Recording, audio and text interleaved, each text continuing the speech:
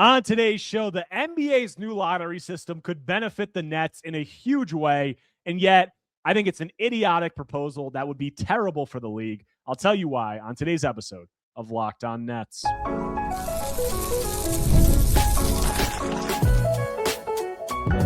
You are Locked On Nets, your daily Brooklyn Nets podcast. Part of the Locked On Podcast Network, your team every day. Welcome in to Locked On Nets. I'm Erik Slater. On today's episode, the NBA is trending towards finalizing a new lottery system to address the league's tanking crisis. I'm going to dive into how it will impact the Nets. Also, my feelings on how it will impact the league overall in the coming years. Let's go. Back on the show now, we got Lucas Kaplan of Nets Daily. And Lucas, we are here to talk about what could potentially be one of the most dramatic or radical rule changes that the NBA has made in its modern era, and that is having to do with the lottery system, because the NBA put out an anti-tanking lottery proposal yesterday on Tuesday, and it could potentially benefit the Nets in a huge way. So we're going to talk about that. We're going to talk about the impact we will think it has on the league as a whole, but background on the change, it's called the 3-2-1 lottery proposal, which I just hate the fact that they need a name for this, proposal that most people probably aren't even be able to understand. But the 3-2-1 represents the different amount of ping pong balls that teams can have. So they're expanding the lottery to 16 teams. Bottom 3 teams get 2 balls and have a 5.4% chance of getting the number 1 pick. Teams 4 through 10 get 3 balls each and have an 8.1% chance. The 9 and 10 seeds in the play-in get 2 balls and also have a 5.4% chance. And then the loser of the 7-8 play-in game gets 1 ball and will have a 2.7% chance. Also, no team will be able to win the top pick in back-to-back years or have 3 straight top 5 picks. So we'll talk about what we think it means for the whole league. But for the Nets, the main takeaway I have is that I think this is going to benefit the Nets in a pretty significant way, because the teams who benefit should be the ones who own future unprotected picks from other teams, because the range of picks is going to be, just much higher in this new lottery system. There's going to be a much better chance for better teams to get higher picks. So I think it'll benefit the Nets in a big way, but what is your take on it, and how do you think it will alter or, potentially boost or not boost the Nets rebuild? I just can't believe they're implementing the rule within a time frame where future picks have been traded. Yes. I know they would never wait this long, but it should, to me, start in 2033 because picks have been traded up to 2032. It's just totally pulling the rug out from these teams that have made deals involving picks, and now it's an entirely different landscape. That being said, it's probably going to benefit the Nets since the Nets have acquired a lot of other teams' first-round picks rather than giving them up. The major exception being next season. I think that, like you said, it'll help teams that that own other firsts. I don't really love it on its face. What do you like it for the competitive balance of the league, holistically? We buried the lead a little bit there, but I wanted to talk about the impact on the Nets first. I hate it. I think it's terrible, and we'll get into that. Okay. We'll get into that in the next segment. But if you're a Nets fan, I can see Nets fans being conflicted. Of a lot of them probably think this isn't good for the league, but it could be pretty damn good for the Nets from multiple, perspectives. First being the Nets tanking window was now, it already happened. So the timing is kind of good in regard to they're not going to be trying to tank the next few seasons. And then also the future picks that they own. You look at it, the Nets own the Knicks first round picks in 2027, 2029, 2031, a swap in 2028. Those are all unprotected. And they have the Nuggets first round pick in 2032 unprotected. So we've spoken about in the past, perceived value of picks and how that's going to impact, obviously, the Nets trade prospects in the coming years. Those future distant unprotected picks, especially the Knicks 2029, 2031, the Nuggets 2032, those become exponentially more valuable now, in my opinion. And it must be said that there is a sunset provision in this proposal where it's going to expire following the 2029 draft and require an affirmative vote of the Board of Governors to either continue it or transition to a new one. So that's going to be a big part of that. That coincides with when the new CBA will be being negotiated. But at least for the time being, the Nets' future asset, pool, is it unfair to say that it just got exponentially more valuable based on the way they made this change? They also have a Philly pick that is protected 1 through 8 in 2028. But still, like, okay, wait. I'll just focus on the Nets. I have a lot of thoughts about the proposal as a whole, but I don't think that's unfair to say. I don't know about exponentially better because it might change the incentive of some of the teams whose picks they have. I think even like that swap to Houston, if both teams miss the playoffs next year, which is possible, of course, you don't know what's going to happen with Houston. I don't think they will, but who knows? And the Nets also miss the playoffs. You could be looking at, 2 teams with top 5, 10 picks because it is just a swap instead of, Houston's in that play-in range. They just miss with the less flat lottery odds like we have now. Houston probably ends up, 13th, 12th. Instead, they shoot up to 4, and the Nets are giving up the number 2 pick in the draft next year, but they're only falling to number 4. Like, it also changes swaps a lot, especially if the 2 swapping teams are not, title contenders or whatnot. So I don't know about exponentially better, but it's certainly a boon to their draft stockpile. Yeah, I mean, but I don't know. I just feel, obviously, as I said, this is going to be, reevaluated by the Board of Governors in 2029. But if you're a team and you're looking at the Knicks or the Nuggets, all that has to happen now. Whereas in the past, you would want one of those teams to be one of the worst, 5, 6, 7, 8 teams in the league to potentially have a good chance of getting a top pick. Now, all of that's got to happen really is they've got to be a play-in team. Like if they're a 9-10 team, they're going to have over a 5% chance and nearly the best chances as anyone else of landing the number 1 pick. So to me, I feel like this is a big boost to teams that traded future picks or have acquired, traded future picks from other teams. And now we can just get into the conversation about the impact on the league as a whole.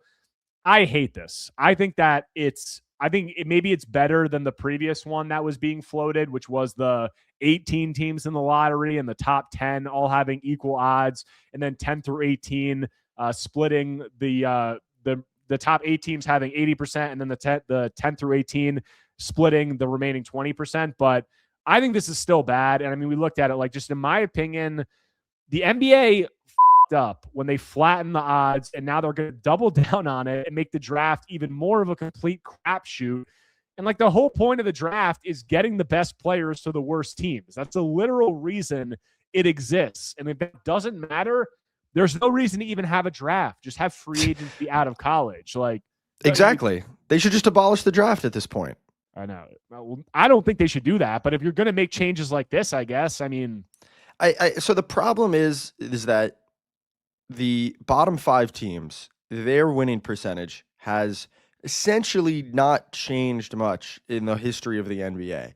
The really bad teams, the worst of the worst, win from about anywhere from like 12 to 25 games, right? This year, I think they were all in that range, right? Like 17 to 22, which is pretty normal for the NBA. The issue, as we've talked about many times, is that those next 5, 10 teams have absolutely no incentive, right? The line has never been clearer. You don't want to be an 8, 9, 10, 11 seed if you can be a 12, 13, 14, 15 seed.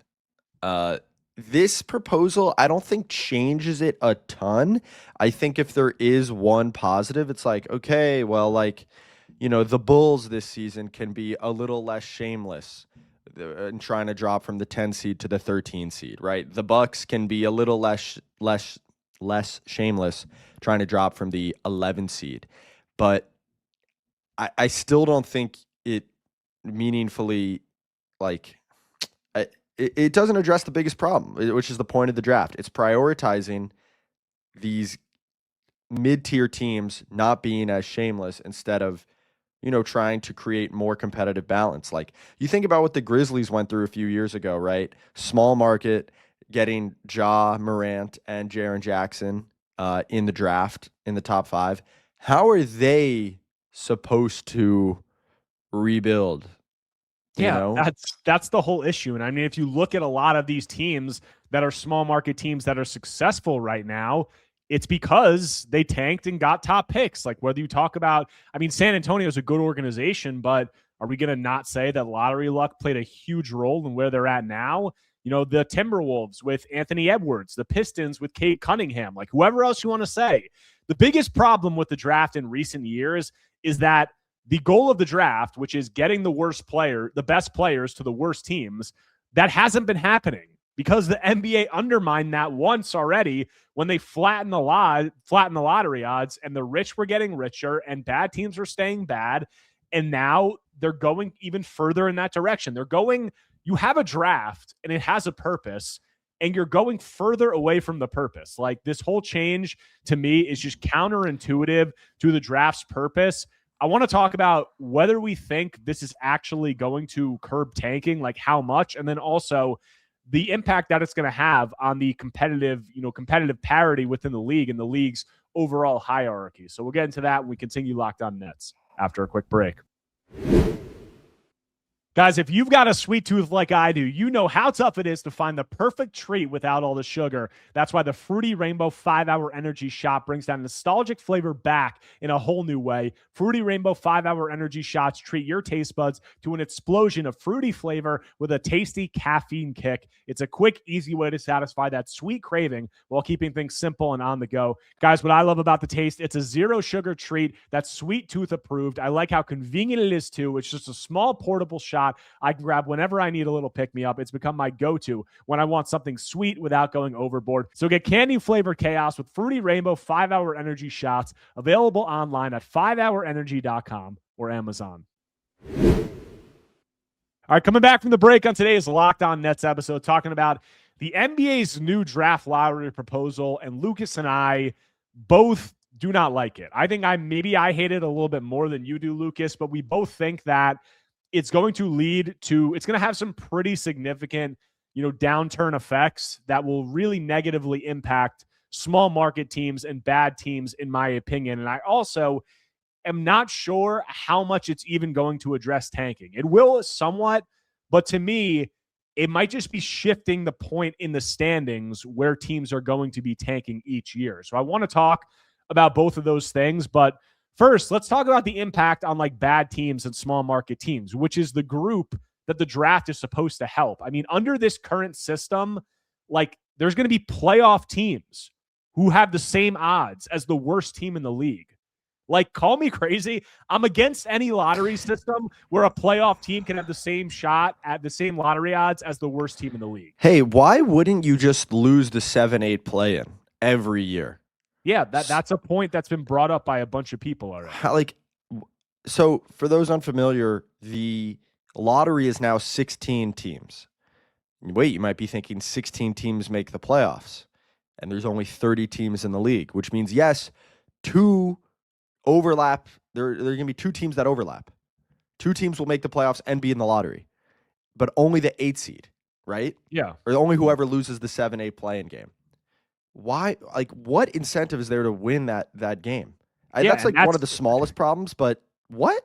I don't even think that's that small of a problem, because the play-in, I think, has been a fairly resounding success in recent years, and now you're going to put teams in a position where they're going to be able to tank that, or they're going to have incentive to tank that play-in game. And also, I think there's going to be teams who are in the play-in conversation in that 9-10 range who are going to say, we'd rather be in the teams that get the 8% chance. We'd rather be in that group. So you could have teams tanking out of the play-in. So to me, I think that this just shifts part of the standings where teams are going to be tanking. And look, like, yeah, sure, you're going to have, the Nets and the Wizards won't be tanking as egregiously as they were down the stretch of this season, like those bottom teams in the league. But still, like I said, if this system moves forward, it's going to happen where you're going to have a playoff team get the number 1 pick in the draft, and you're going to have the worst team in the league or one of the bottom 3 teams fall to the 12th pick. That's something that I should have mentioned earlier, is the bottom 3 teams can fall to the 12th pick, which is insanity to me. I think that that's just completely, that's lunacy in my opinion. I mean, what you could be a team who wins 17 games and you could fall to the 12th pick in the draft. So the playoff team can get number 1. They're prioritizing the competitive integrity of a Nets Bulls game in late March over the long-term rebuilding paths of the worst teams in the league. That's like the conscious choice that they're making here, because I think we have to be honest and say, listen, we covered the Nets this year. Those Nets, Wizards games, those Nets Pacers games, those Nets Bucks games at the end of the year, there was something wrong with those games. Like, we can agree on that. But it just reeks of an insecurity that doesn't need to be there about the product, because people on Twitter are like, yo, who is Trey Scott and why is he getting 40 minutes for the Nets? That is what the whole of their decision making seems to be centered around, rather than ensuring success stories like those Grizzlies. I know it didn't pan out for them once they got to the playoff level, but like the Grizzlies or like the Spurs or like Detroit, those stories have such a smaller percentage chance of happening now. Also, that Nets Wizards, which the NBA casual fan wasn't watching anyway, just so that can be slightly more competitive. I get the urge to fix those games because they are part of the NBA product, but to me, it reeks of insecurity about what the most online NBA fans are saying about the product anyway, and those people are watching anyway.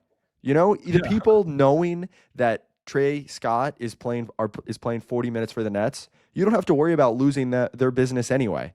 So that I have another thought later, but it just reeks of insecurity to me, and that is kind of a defining quality of so many of the changes that the NBA has made in recent years. Why are they so insecure? And let's be real, this past season was an outlier season in terms of the strength of the draft. That's not going to be the case every year. And look, I tweeted it out yesterday.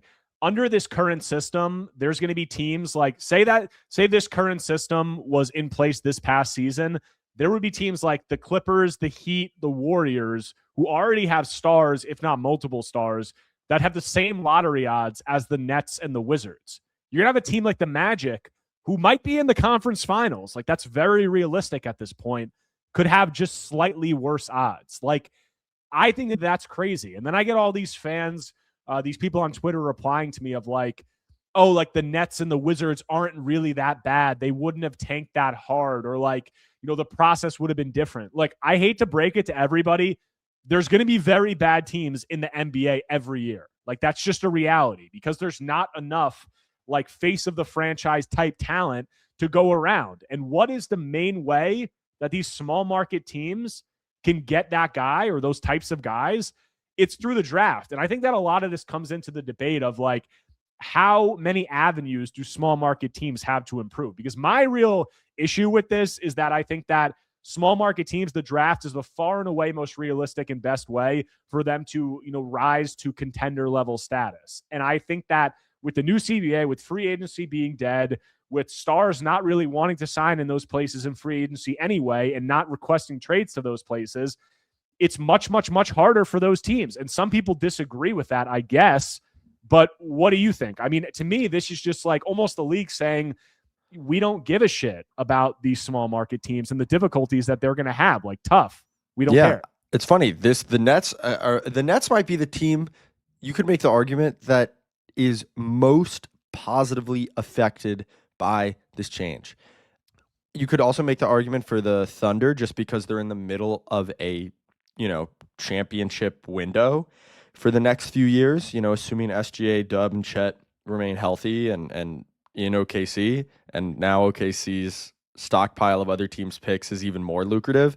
But like taking out how good every team is right now from the equation, the Nets have just finished tanking and they are in this major market. And I don't think it's drinking the Kool-Aid to say that the Nets will be in on a lot of star trades and free agency. And like, it can sound a little homery, but like when stars have Brooklyn on their list of destinations, I do think it's because the size have been willing to open the checkbook, and it is because they're in a big city, and I don't think that'll change. So even though the Nets were really bad these last 2 years in tanking, they don't have to operate as these other small market teams do, like you said. But yeah, it also reeks of contempt for the lower classes of the league, and that sucks because like, you look at what makes like the NFL great.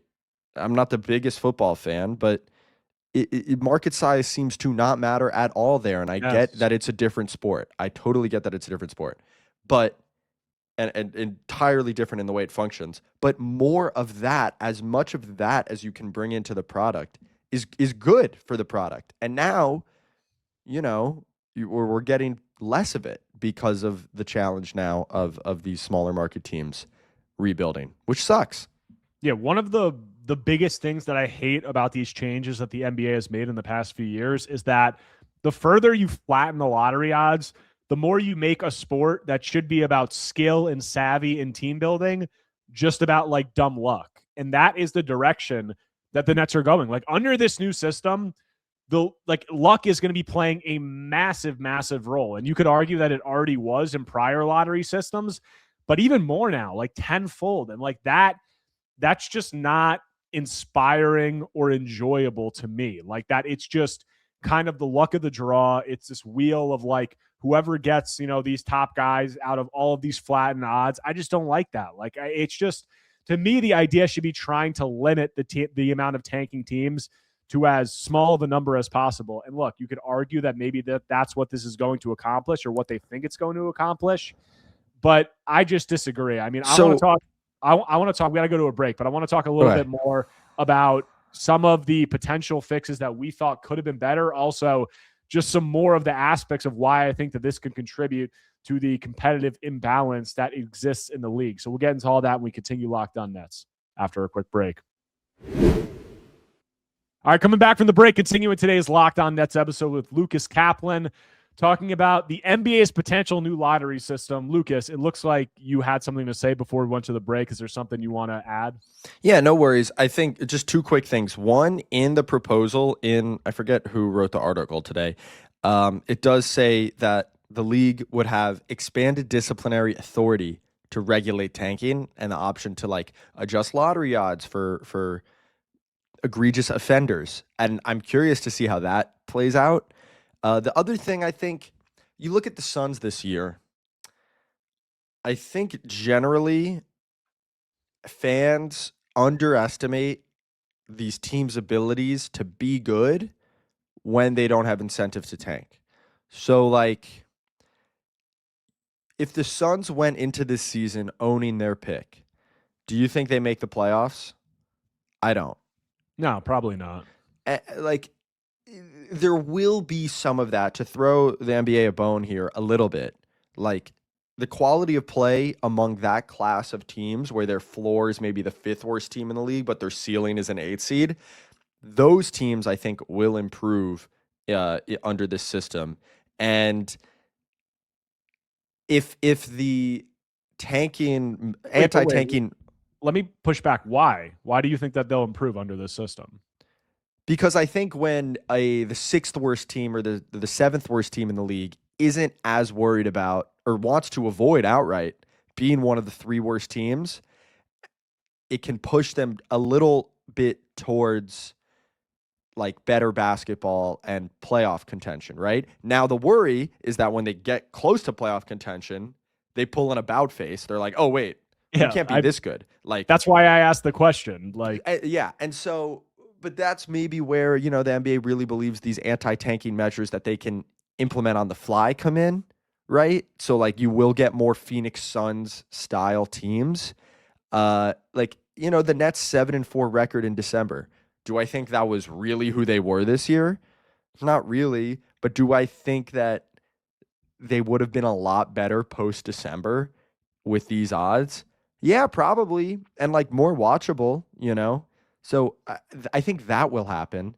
It's just, again, like you're killing the really the worst teams in the league, and you're even further de-incentivizing making the playoffs as a really low seed. It's just the NBA seems to think that their, ability to punish teams mid-season or whatever the case may be will make the big difference. And that's going to be a very interesting bet if nothing else. Yeah, but the issue that I kind of have there is, you said, like, the teams on the fringe playoffs, like, they might be incentivized to tank out. Like you just said, it'll improve, like the Nets won't have as much incentive at the end of this season to, tank those games, and they'll be playing a little bit better.